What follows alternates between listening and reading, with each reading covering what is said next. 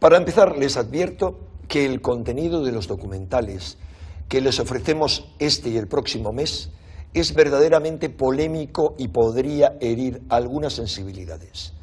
En los mismos podremos escuchar algunas voces disidentes que se alzan en medio de una verdadera batalla académica sobre los orígenes de la fe cristiana. Cuando revisamos los evangelios, podemos comprobar que Jesús nunca se autoproclamó como el Hijo único de Dios.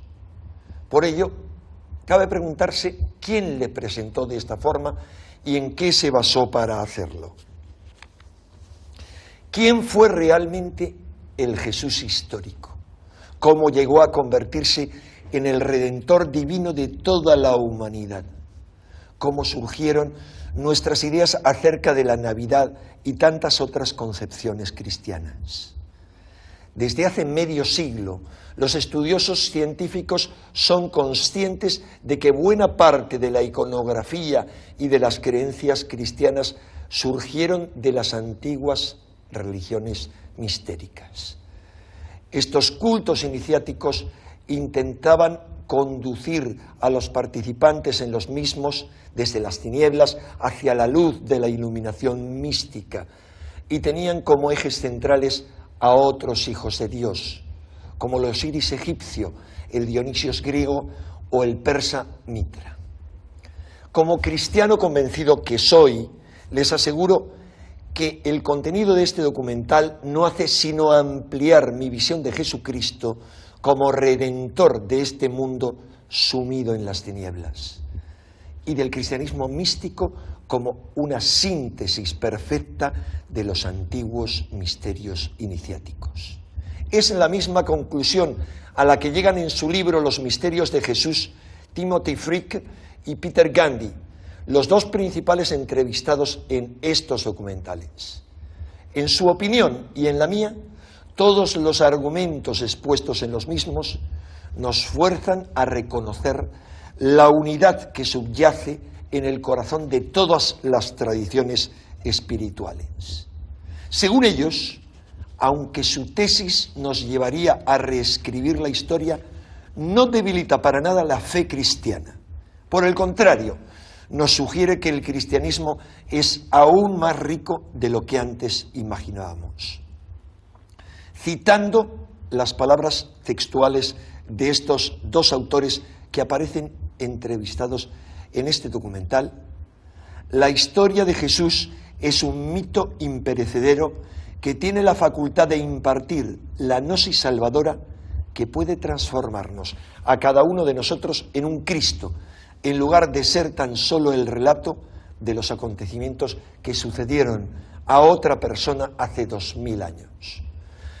La esperanza de estos dos autores es que tanto su libro como estos documentales puedan contribuir a recuperar la verdadera herencia mística del cristianismo. También es esa mi esperanza. Mi única recomendación antes de ver este documental es que mantengan la mente crítica y el corazón abierto.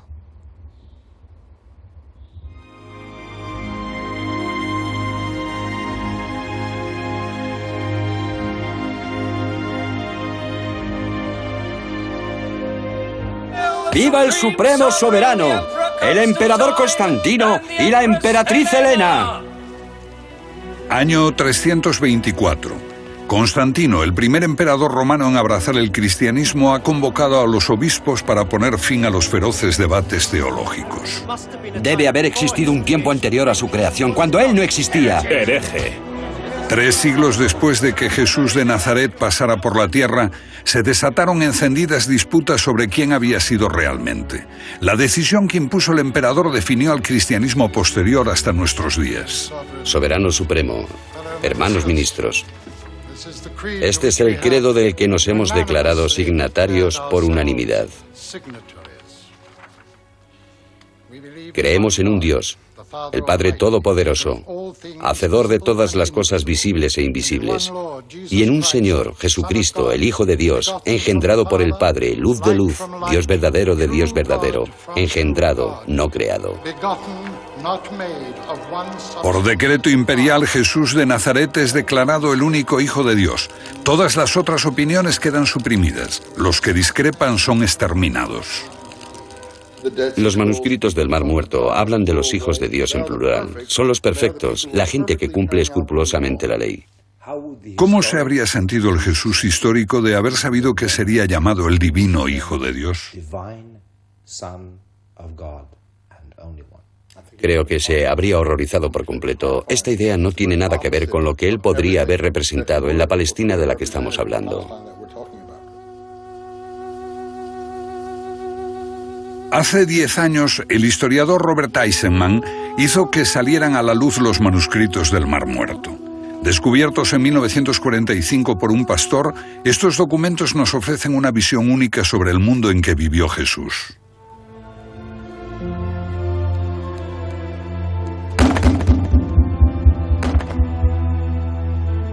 Israel construyó este santuario del libro para albergar los manuscritos. Pero Eisenman se encontró solo en su afirmación de que tratan sobre Jesús y que el hombre a quien hoy llamamos Hijo de Dios debió ser un agitador y un fanático.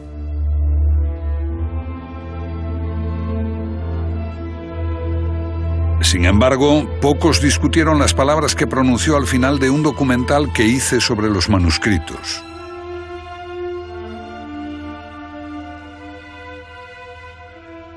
¿Quién fue Jesús en realidad?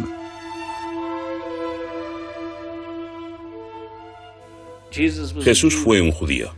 Nació judío y murió judío. Creo que se asombraría ante la fundación de una iglesia cristiana.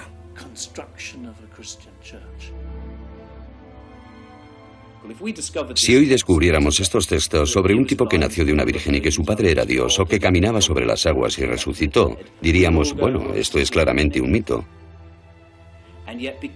Pero como es la base de nuestra cultura y de nuestra educación, no lo vemos así. La mayoría de nosotros es incapaz de considerarlo un mito.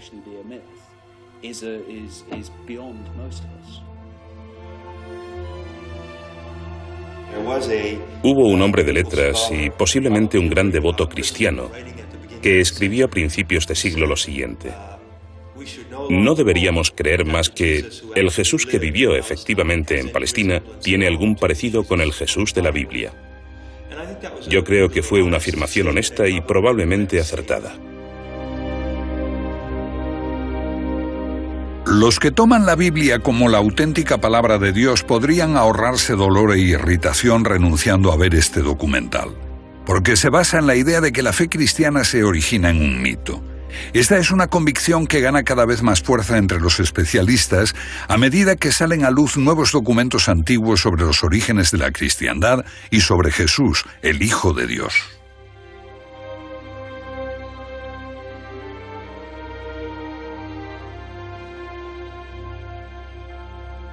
En los tiempos de Jesús hubo muchos hijos de Dios.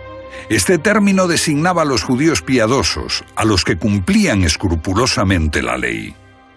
Lo mismo ocurría entre los paganos. El Hijo de Dios era un término usado en los misterios. Igual que hoy empleamos el título de doctor en teología, entonces se podía tener el título de Hijo de Dios si se habían recibido unos conocimientos especiales sobre la divinidad. Esta era una metáfora asequible en todo el mundo romano. Expresaba una estrecha relación entre un ser humano y un Dios. Jesús no fue el único.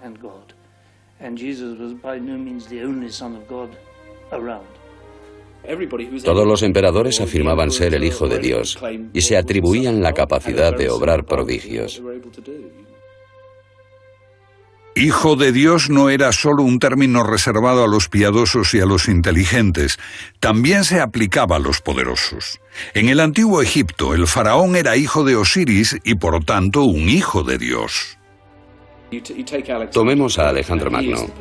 Es la persona que unificó a todo el mundo mediterráneo en el imperio griego. Su madre fue una iniciada en el culto de Dionisos. Ella le inculcó la idea de que él era fruto de una inmaculada concepción, nacido de su unión con Dios. ¿Era la Virgen Madre? Seguramente. Julio César es el hijo de la diosa, con un linaje divino como todos los emperadores posteriores. De modo que la idea de ser hijo de Dios era un lugar común en el mundo antiguo. ¿Jesús se llamó a sí mismo alguna vez el Hijo de Dios? Por lo que sabemos, nunca lo hizo. En el Evangelio de Marcos, él se llamaba a sí mismo el Hijo del Hombre.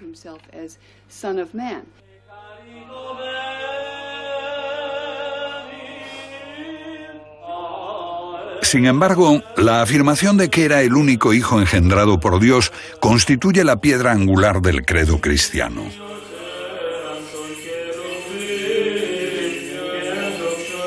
La cristiandad parece haber olvidado el pasado y se atribuye la promesa de la salvación, la vida después de la muerte. Pero realmente la resurrección llegó a la humanidad como una nueva revelación a través de Jesucristo. Sucedió lo contrario. Esa idea debe mucho a los egipcios, que estuvieron siempre muy preocupados por la vida eterna de sus cuerpos. Las pirámides muestran que la religión de los antiguos egipcios creía en la vida después de la muerte.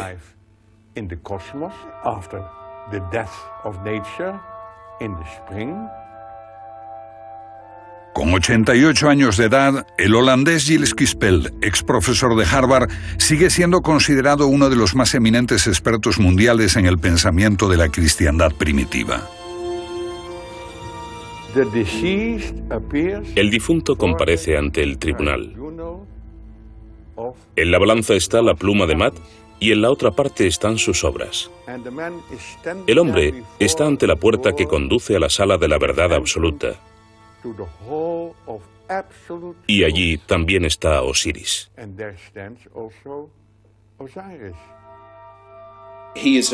Este es un Dios que viene a la tierra como hombre.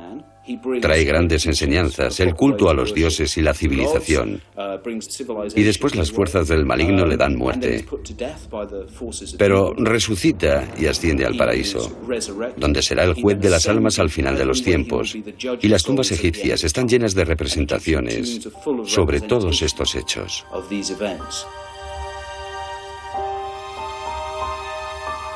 Para el antiguo Egipto, Osiris permanecía como la constelación de Orión, el buen pastor entre las estrellas, las almas en el cielo. Pero esta no es la única imagen mítica que posteriormente recoge la cristiandad. Los escritores Tim Fricke y Peter Gandhi han elaborado un amplio estudio sobre el pensamiento antiguo. Es una imagen dura. ¿Por qué la puso en la portada de su libro? Bueno, esta evidencia fue sumamente importante para nosotros. Es un talismán, un amuleto. Es pequeño, del tamaño de mi pulgar.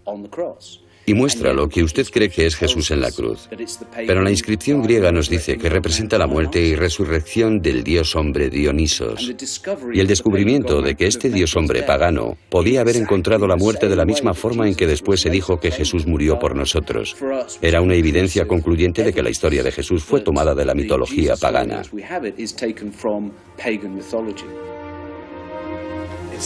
¿Dice que Dionisos Bácono fue el dios del vino y la bebida? Sí, lo fue, pero también fue el dios de la iniciación. Originariamente no era nada más que una deidad menor del vino. Pero Dioniso significa hijo de Dios y más tarde se transforma en un redentor. Un niño divino sentado en el regazo de su madre, muy similar a Jesús.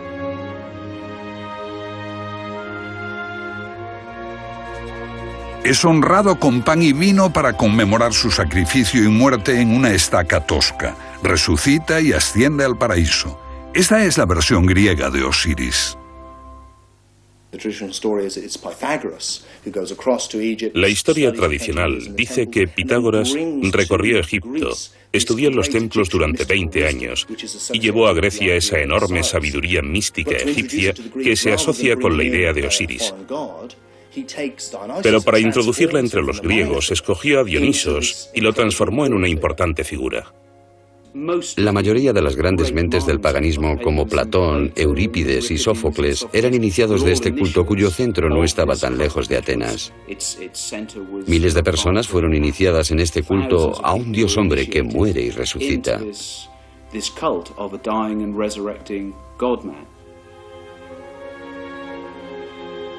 ¿Podría la cristiandad ser deudora de una cultura tan antigua o de otras?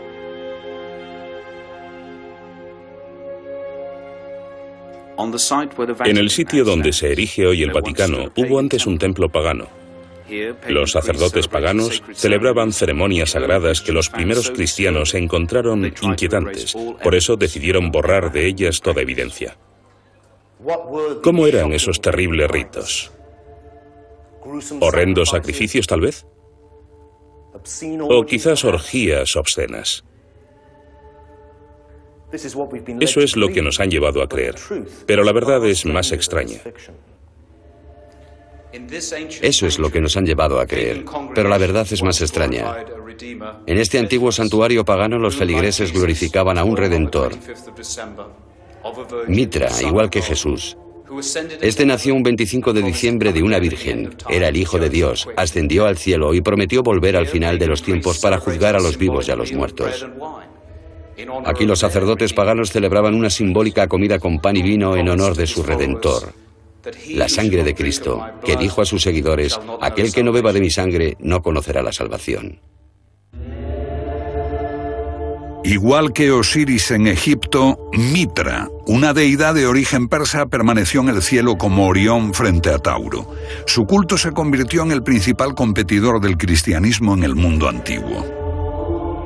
Un famoso especialista dijo que si la cristiandad no hubiera triunfado, el mundo entero habría sido mitraísta. He aquí una deidad que es un salvador íntimo y es el Hijo de Dios y de una mortal.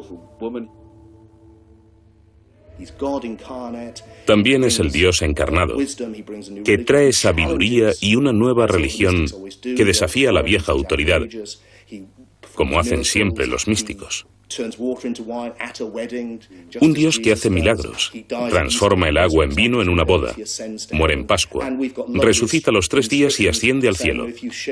Tenemos bellas inscripciones que dicen: si compartes la sangre y el cuerpo del Dios hombre, tú también resucitarás. De modo que los motivos que asociamos con la historia de Jesús existían ya en la historia de Osiris Dionisos. ¿Cómo se explican esas similitudes los primeros escritores cristianos? Bueno, hay 2 enfoques. Los primeros literalistas cristianos lo explican como una imitación diabólica, un plagio por anticipado.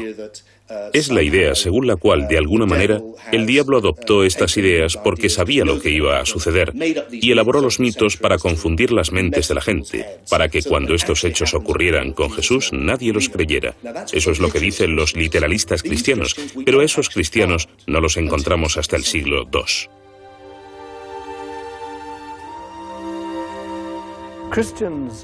Los cristianos celebraron su victoria declarando que el paganismo era decadente, grosero, falto de interés, inferior, y que el cristianismo tenía simplemente que ganar. Pero esa era una fantasía cristiana. De hecho, el paganismo estaba muy vivo.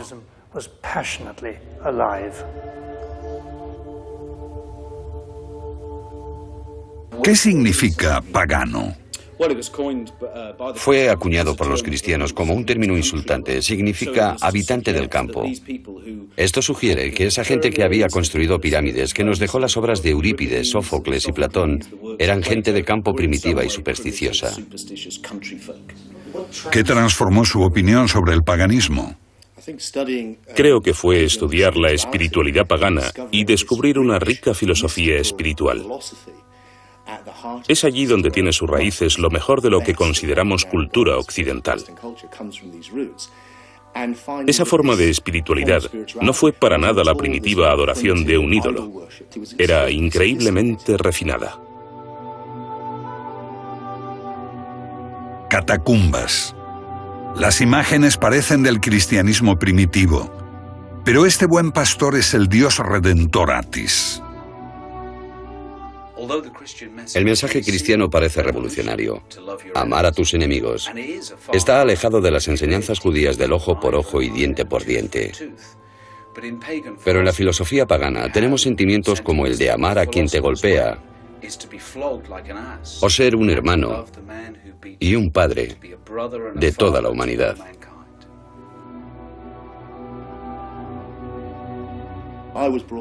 Yo fui criado, como creo que la mayoría de la gente en nuestra cultura lo ha sido, para tener al monoteísmo en un lado y el politeísmo en otro, considerando el monoteísmo como algo superior. Cambié de opinión, porque lo que uno encuentra en el politeísmo pagano es que tiene como centro la idea de unidad.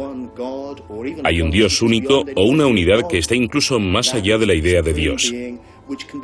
Se trata del Ser Supremo que puede manifestarse con múltiples rostros, y la razón de que esta unidad impersonal necesite tantas caras es porque ninguna es inadecuada a la gloria de esta unidad.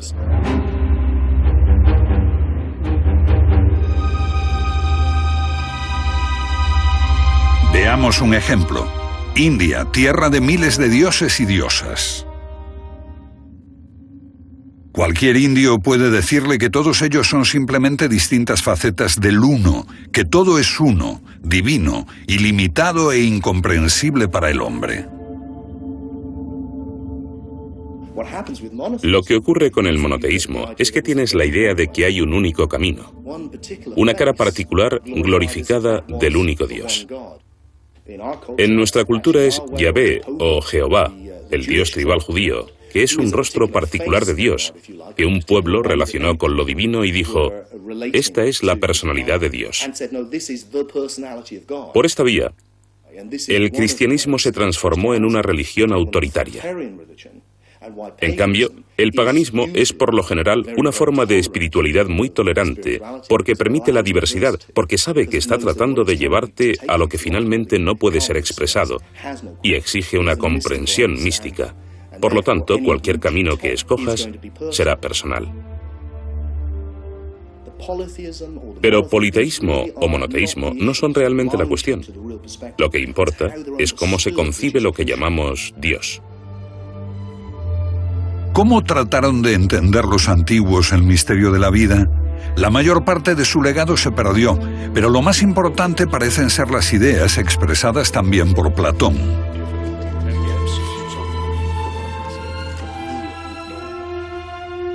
El hombre, dijo Platón, es como alguien en una caverna atado, incapaz de ver algo más que lo que está delante de sus ojos, vagas sombras en la pared.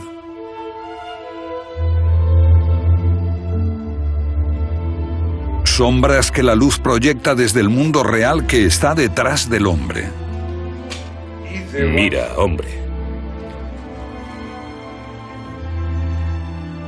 Pero el hombre, incapaz de volver su vista atrás, ciego al mundo real y divino, sigue mirando fijamente la pared que tiene delante, pensando que la verdad está allí, creyendo que solo eso es la realidad. Enseñar a ver la verdad del mundo divino fue el objetivo de las religiones mistéricas. La religión mistérica aspira a la transformación. Esa es la idea básica del misterio. Buscan la transformación para ver la auténtica realidad, el auténtico conocimiento, lo que llamaron gnosis. Todas las religiones mistéricas tenían una forma exotérica, los misterios exteriores, y otra esotérica, los interiores, y unas enseñanzas místicas sobre la autotransformación. Los misterios exteriores se dirigen a las masas. Están disponibles para todos. Pero otros veían una realidad mística más profunda bajo la superficie del relato sagrado. Para ellos este relato era una alegoría que no solo hablaba de Dios, sino también sobre ellos mismos en lo profundo. Un mensaje que les enseñaba a comprender el misterio de la vida y a enfrentar la realidad de la muerte. Y entonces, lo que hallamos es un espectro entre dos extremos, los que llamamos literalistas por una parte y los gnósticos o místicos por otra. Pero los gnósticos, filósofos paganos, están atacando a sus propios literalistas o fundamentalistas, quienes creen que adorar un ídolo les ayudará.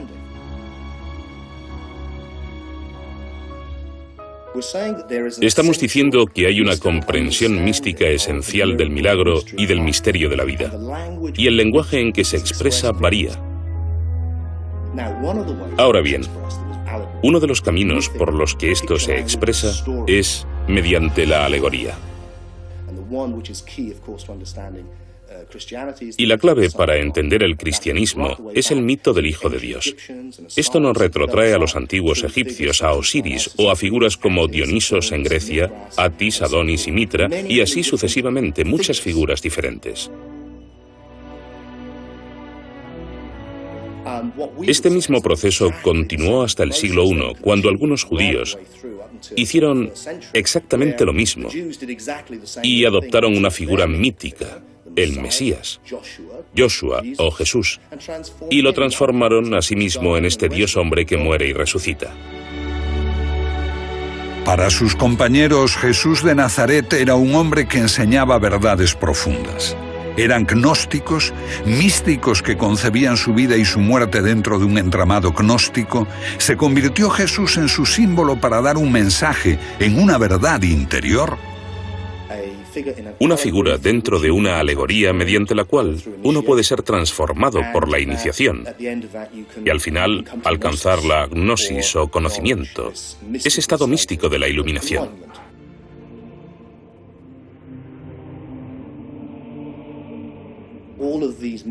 Todas esas ideas míticas eran moneda corriente en el mundo antiguo. Sin embargo, para nosotros, 2000 años después, con el paganismo suprimido y el gnosticismo suprimido, con el monopolio del cristianismo y su historia, la idea de que Dios efectivamente encarnó con una forma humana y todo ese tipo de cosas parece original. Para el literalista cristiano, se trata de una flamante revelación absolutamente única. Pero al volver al mundo antiguo y situar este mito en su contexto, la perspectiva cambia radicalmente.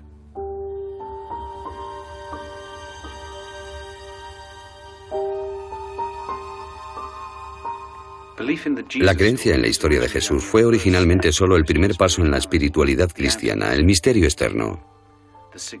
Su significado tenía que ser explicado por un maestro iluminado cuando los alumnos alcanzaban la madurez espiritual. Un conocimiento místico de Dios más allá del simple dogma. Aunque hay muchos grandes místicos cristianos en siglos posteriores que han sido capaces de ver intuitivamente a través de este nivel simbólico más profundo, como cultura hemos conservado solo los misterios exteriores. Me parece que hemos conservado la forma, pero perdimos el significado. 300 años después de la muerte de Jesús, el emperador Constantino convocó a la Iglesia para dar forma al credo cristiano. El dogma convirtió a Jesús en el Hijo de Dios. ¿Fue la conclusión de un proceso en el que la forma usurpó al significado? ¿Qué sucedió con el Jesús real? El rostro que surgirá de esta reconstrucción será muy similar al tipo de rostro que tuvo este hombre en vida. Cada vez estamos alterando más su imagen. ¿Cómo sería su aspecto físico? Recientemente la televisión hizo una reconstrucción que lo presentaba como un hombre corriente en Israel de hace 2000 años. ¿Pero qué sabemos realmente de Jesús por la historia? Parece bastante cierto que existió un líder sectario judío llamado Jesús y que fue crucificado por los romanos con la participación de los judíos, del sumo sacerdote y de sus seguidores. Pero esto es todo lo que sabemos con seguridad. El único contemporáneo que escribió sobre Jesús fue el historiador Josefo, pero solo unas pocas palabras, que incluso podrían haber sido insertadas posteriormente. La Biblia describe a Jesús de forma más detallada, pero los evangelios parecen contradecirse. Tomemos el momento crucial en que sus seguidores oyen que su Señor ha resucitado. Marcos dice que un hombre de blanco se lo anuncia a 3 mujeres. Lucas sostiene que 3 hombres y 3 mujeres se encuentran con 2 ángeles. En Mateo, 2 mujeres ven un ángel. Y en Juan, María Magdalena ve a 2 ángeles.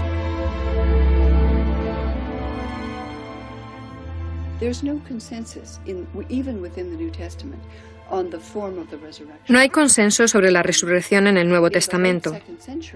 A finales del siglo II se decía que tenías que creer no solo que Jesús estaba vivo, sino que efectivamente se produjo una resurrección física.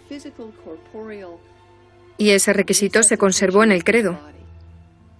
Pero no fue parte del movimiento cristiano original.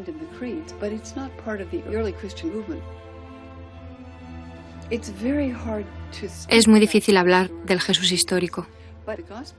Pero los evangelios se escribieron con ese propósito, por supuesto. Sin embargo, no son obras históricas. Se escribieron en forma de biografía, pero su intención no es hablarnos del Jesús histórico, sino de su convicción de que este hombre era el Mesías de Dios. Por lo tanto, son obras de propaganda religiosa, no históricas. Los evangelios son libros de creencias construidos para parecer historia. Aquí contamos una historia real. Pero es altamente improbable que los evangelios sean registros contemporáneos. Los evangelios fueron escritos por hombres educados en las ciudades del Mediterráneo oriental y en Grecia. No por los pescadores, que aparecen en los evangelios como los primeros seguidores de Jesús. Y se escribieron décadas después de Cristo, cuando el recuerdo de su vida estaba desvaneciéndose. Eran tiempos dramáticos. Los judíos se rebelaron e Israel fue destruida por Roma, que aniquiló a todos los que podían haber conocido a Jesús. Marcos, Lucas, Mateo escribieron sus evangelios casi 2 generaciones después de Jesús. El cuarto, el Evangelio de Juan, apareció casi 3 generaciones después, pero no eran los únicos evangelios. Sabemos que hubo muchos evangelios entre los seguidores de Jesús y otros escritos, cartas, epístolas, poemas, himnos, etc.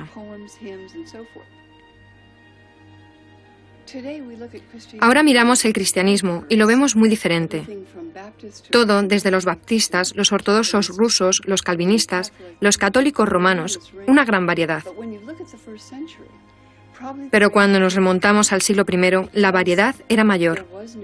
No había un canon fijo de las escrituras del Nuevo Testamento, ni un credo al que pudieran acceder los cristianos de todo el mundo, ni existía una estructura específica. Lo que me fascina es que los grupos que se llamaban cristianos entonces eran mucho más diversos entre sí de lo que lo son hoy.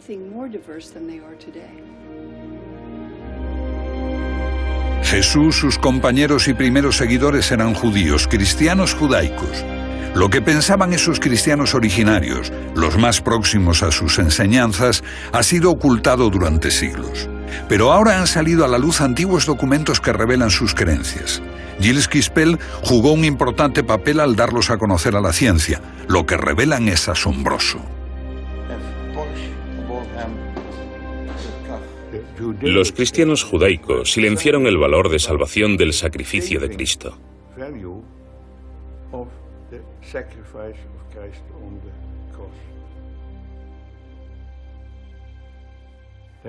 No encontramos en ellos un nacimiento virginal, ni resurrección, ni cruz, sino solo las palabras de Jesús, que es la encarnación de la sabiduría divina. Un hombre santo, no un Dios, un hombre de infinita sabiduría.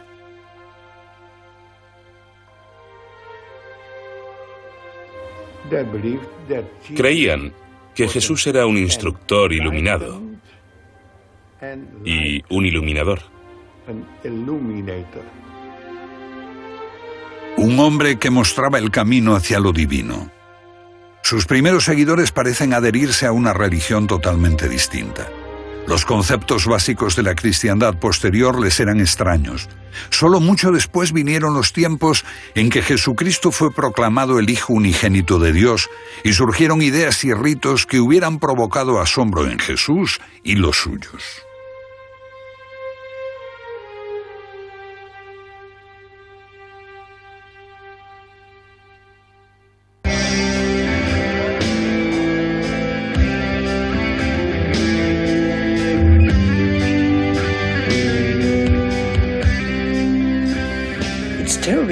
Es sumamente interesante ver que para los cristianos la Navidad es hoy una festividad central, la más importante del año.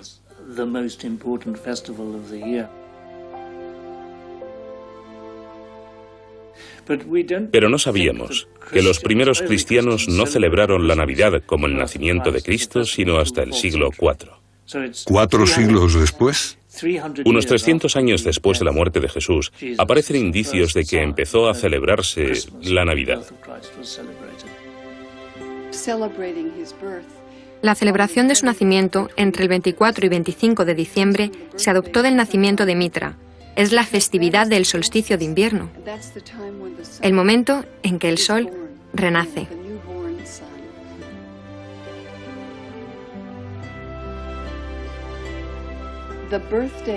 El nacimiento del dios Sol Invictus, celebrado por los romanos, fue adoptado por los cristianos como el nacimiento de Jesús.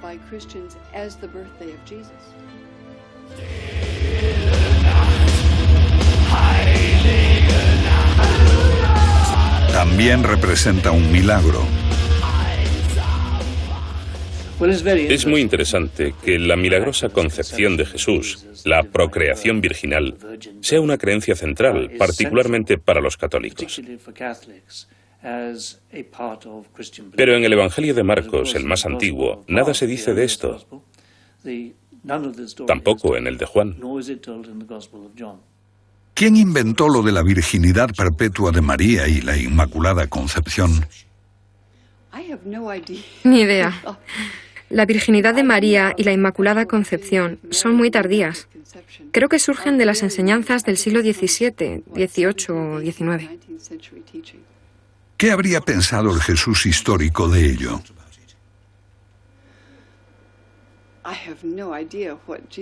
No sé lo que habría pensado de la virginidad de María. Está muy fuera de lugar en el mundo de la vida rural judía.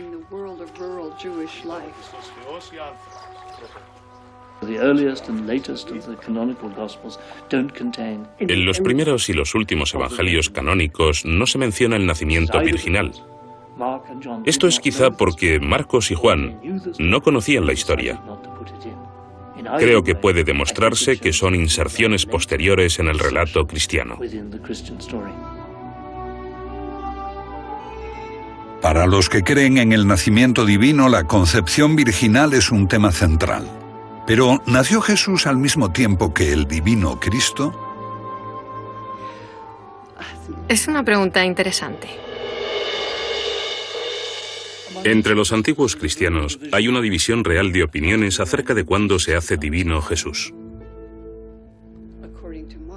Según Marcos, el Espíritu de Dios descendió sobre él, igual que descendió sobre los viejos profetas, y se convirtió en una persona inspirada por el Espíritu. Y en este punto, según Marcos, una voz desde el cielo lo proclamó el Hijo de Dios. La inspiración divina le llegó a Jesús cuando era un hombre. Para muchos cristianos que creen en el nacimiento divino, debe resultar sorprendente que Jesús tuviese hermanos. El Evangelio de Marcos dice que tenía hermanos y hermanas, que eran muy conocidos en su pueblo. Creo que a los cristianos posteriores les perturbó esto y se interpretó como que eran hijos de un matrimonio anterior de José. No obstante, el Evangelio de Marcos no sugiere nada así. Jerusalén. Esta catedral armenia se construyó sobre los restos de uno de los hermanos de Jesús, Jaime, aunque la Iglesia prefiere llamarlo Santiago.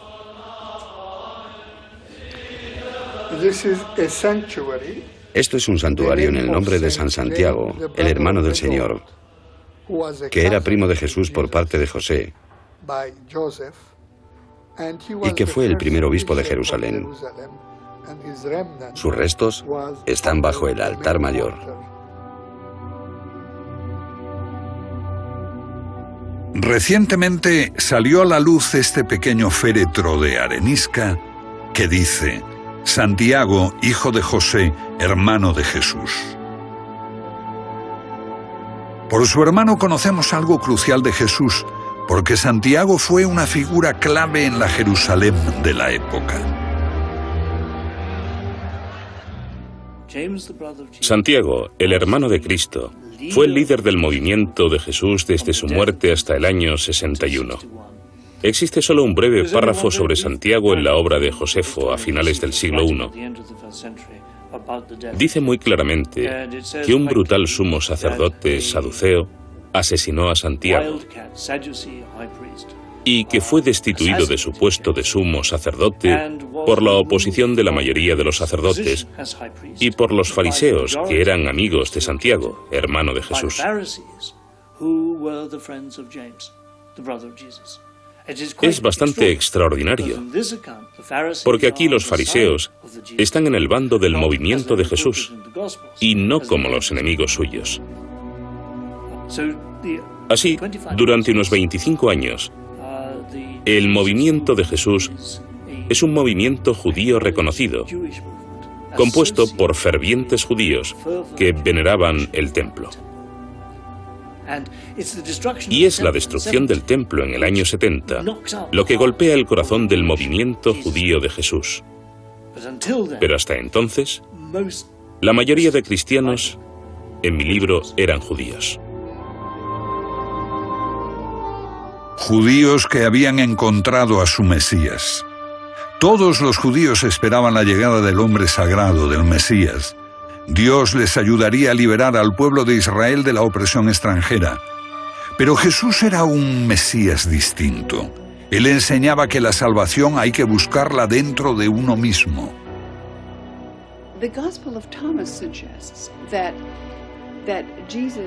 El Evangelio de Tomás sugiere que Jesús es el iluminado.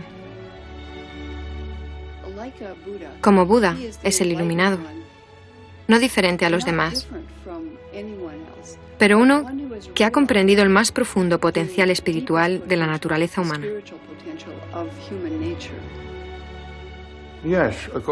Sí, según los cristianos judíos, sí. Pero si dice usted que se parece a la iluminación de Buda, yo diría que lleva razón.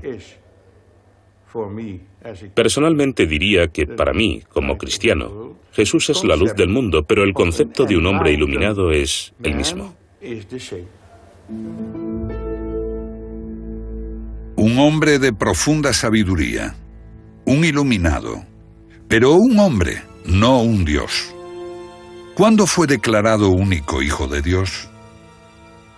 Esto se asumió como dogma cuando se formalizó el credo con Constantino, 300 años después. Creemos en un Señor Jesucristo, Hijo de Dios, engendrado por el Padre, Dios de Dios, luz de luz, Dios verdadero del Dios verdadero, engendrado, no creado.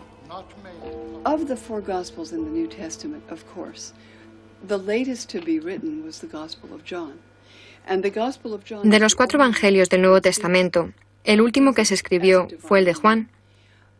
Y este es el único evangelio que habla de Jesús como un ser divino en sí mismo, como Dios en forma humana y particularmente como el único engendrado por Dios.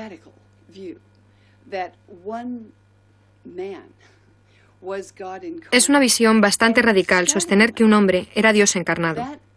Y es alarmante que ese insólito evangelio, del cual no encuentro menciones entre los cristianos ortodoxos antes del año 160, más o menos se transformase en la lente a través de la cual los cristianos leen más tarde todos los evangelios.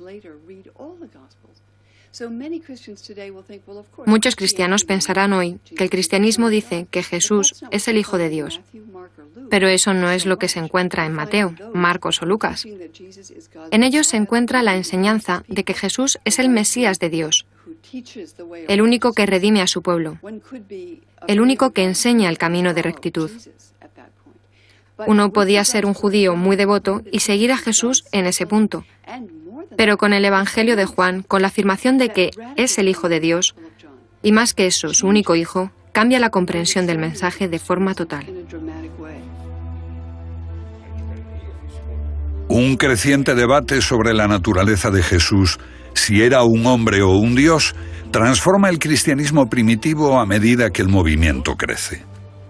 El énfasis se pone en el mensajero más que en el mensaje. Eso cambió al cristianismo más profundamente que el hombre considerado como el gran creador de la desunión, San Pablo.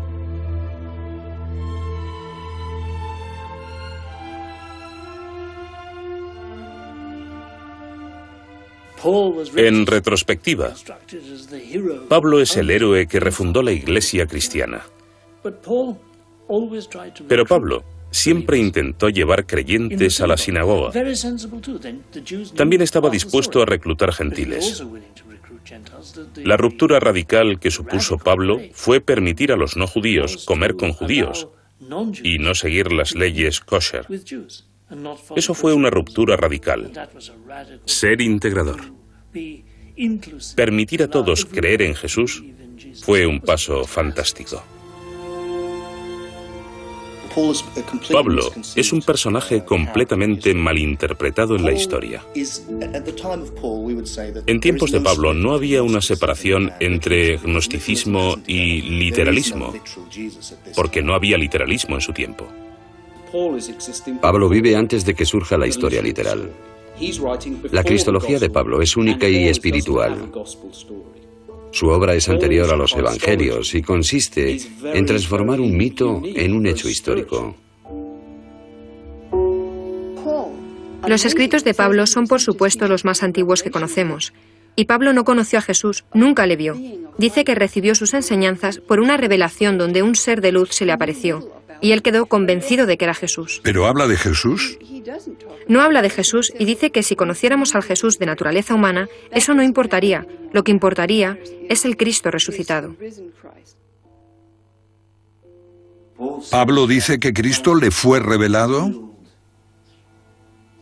En mí, no para mí. ¿Qué quiere decir? Esto es fascinante. Cuando habla de su visión de luz, no ve al Jesús que le era familiar por el relato de los evangelios, alguien que tenía una madre y un padre. Eso no es importante para Pablo. Lo que se encuentra es un ser de luz, igual que los paganos encontraban a sus dioses como seres de luz. Y cuando habla del gran secreto que le fue revelado, no es que Jesús vino, predicó e hizo milagros. Lo que dice él es: este es el gran secreto, Cristo en ti. Y cuando dice que Cristo es revelado, no le fue revelado a él, sino revelado en él. Esto es lo que hace al cristianismo de Pablo tan agnóstico y poco literal. ¿Por qué? Porque el enfoque literalista es que Jesús está fuera de ti y que Dios está fuera de ti, fuera del universo. Mientras que el enfoque agnóstico, el enfoque pagano antiguo de los misterios, es que todo es uno. En pocas palabras, todo es uno. Y así Cristo está en ti o tú estás en Cristo. Puedes decirlo como quieras, pero no puedes separarlo. Y eso es lo que hacen los literalistas de la Iglesia. La singular obra de Pablo se hace más obvia a través del sensacional descubrimiento de unos evangelios desconocidos que se ocultaron cuando la Iglesia cristiana en ascenso perseguía a sus disidentes. Los evangelios gnósticos, descubiertos hace 50 años en Nag Hammadi, Egipto. Mal entendidos, maltratados al principio, caídos en manos de traficantes, pero ahora los científicos reconocen su valor.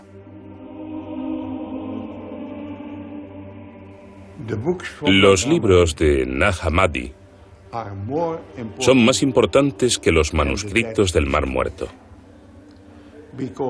porque presentan un nuevo enfoque de la historia cristiana, de Jesús y de Dios.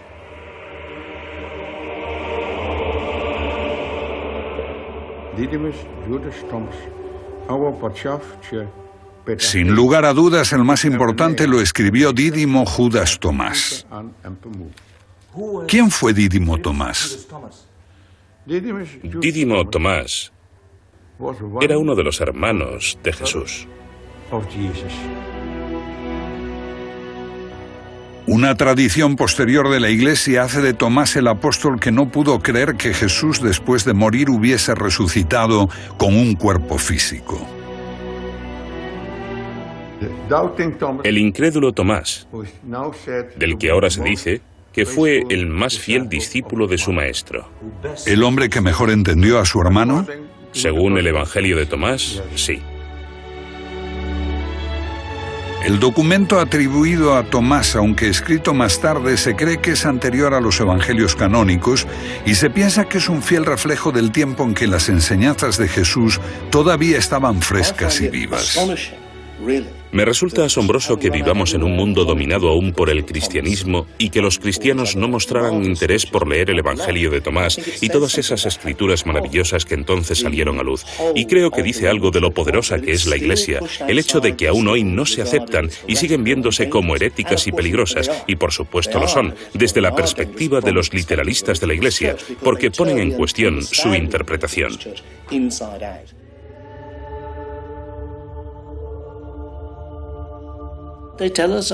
Nos hablan de una variedad de formas en que la gente creía que se podía hallar la salvación. Por la contemplación, por expansión de la chispa divina que llevamos dentro de nosotros, comunicarse con Dios buscándolo dentro de uno mismo, una búsqueda individual de lo divino, sin la ayuda de sacerdotes u obispos. Suena atractivo. El gnosticismo es muy atractivo. Creo que especialmente lo es para la mente moderna, porque promueve una religión para el individuo, no para una iglesia. Y esto es lo que el hombre ha venido buscando y deseando siempre. Hallar a la divinidad por sí mismo. Pero esto es una gran simplificación, porque se trata de algo sumamente complejo.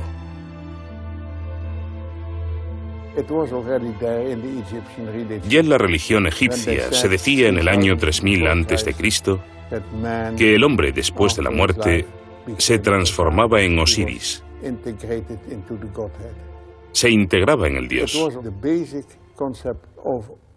Este era el concepto básico de todos los misterios que existieron en el mundo romano y helenístico. El misterio de Isis, Mitra, Adonis.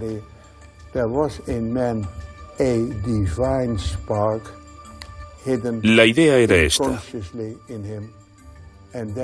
Hay en el hombre una chispa divina de la que es inconsciente y hay que despertarla mediante una iniciación que conduce a la transformación. ¿Cómo se perdió esa idea? Bueno, es muy simple. Los católicos tenían un bulldozer y los rabinos tenían un bulldozer también. Y esto resume en pocas palabras toda la historia del cristianismo y del judaísmo. Sabes, si quieres construir una iglesia, debes afirmar que la salvación solo es posible por, con, desde y a través de la iglesia o del representante de Dios en la tierra, que es el Papa, y que este es el único camino. Mientras que los gnósticos afirman que te concierne a ti, que puedes hacerlo ahora, aquí, y no necesitas al obispo ni a nadie. Si quieres saber qué es en verdad el cristianismo y qué es el paganismo, descubrirás que es un viaje de autoconocimiento. Y lo que están buscando es la parte de uno que no puede morir. No es que se te vaya a dar algo que no tienes, es descubrir que ya eres inmortal. Porque tu esencia no es el cuerpo. Nos confundimos a nosotros mismos con estos cuerpos individuales con todos los problemas que conllevan. Y toda la historia es que necesitamos morir para la identidad del cuerpo, que es el centro de la cuestión, y que necesitamos resucitar a nuestra auténtica identidad, que es el Hijo de Dios, el Cristo, el Osiris Dionisios. ¿En qué sentido somos todos hijos de Dios? Somos todos hijos de Dios y nos damos cuenta de nuestra auténtica identidad. Entonces, en ese sentido, el mito total, el relato de la crucifixión y la resurrección, ¿es un modelo para todos y cada uno de nosotros? Un modelo, sí, exactamente. Un modelo que consigues encarnar mediante la iniciación. Para los gnósticos, su búsqueda de la totalidad era una continuación de la búsqueda pagana. Conócete a ti mismo, decía el oráculo de Delfos. Esa fue la búsqueda de Platón, de Sócrates, y los gnósticos continuaron la búsqueda. Y era difícil. Había que pasar por la experiencia, no había forma de evitarlo. Pero una vez que has entrado en una iglesia, solo tienes que creer en Jesús e irás al cielo. Para los gnósticos, debes convertirte en el Cristo mismo, con los sufrimientos y el esfuerzo que también eso implica. Una religión del todo distinta. Quiero decir, al estudiar el gnosticismo, uno entiende por qué triunfó el cristianismo. Era algo inevitable.